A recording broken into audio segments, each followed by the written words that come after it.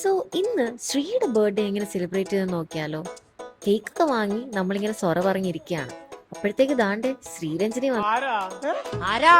അങ്ങനെ എല്ലാവരോടും സർപ്രൈസ് ഒക്കെ പ്ലാൻ ചെയ്ത അവസാനം ശ്രീരഞ്ജനിയുടെ 22nd ബർത്ത്ഡേ നമ്മൾ എല്ലാവരോടും ഒരുമിച്ച് ഇങ്ങനെ സെലിബ്രേറ്റ് ചെയ്യണം. പക്ഷെ ഫസ്റ്റ് ബൈറ്റ് അത് ശ്രീക്കുള്ളതാ.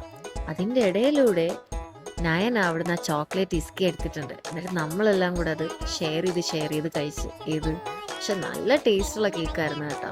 ഷെഫ് വേൾഡിലെ ട്രഫിൾ കേക്കായിരുന്നു, നല്ല ചോക്ലേറ്റി ആയിരുന്നു. അപ്പോഴാണ് അനഘ പറയുന്നത് ചോക്കോ ചിപ്സ് നല്ല ടേസ്റ്റ് ഉണ്ട്, കേൾക്കേണ്ട താമസം. നമ്മൾ വാരി കഴിച്ചു. ഡയറ്റാന്നൊക്കെയാ പറയുന്നത്.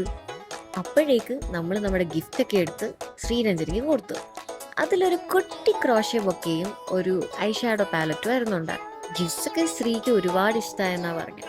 ശ്രീ ഹാപ്പി, നമ്മൾ ഹാപ്പി. അങ്ങനെ നമ്മുടെ ഈ ബർത്ത്ഡേ സെലിബ്രേഷൻ ഇവിടെ അവസാനിച്ചിരിക്കുകയാണ്. അപ്പൊ ശരി.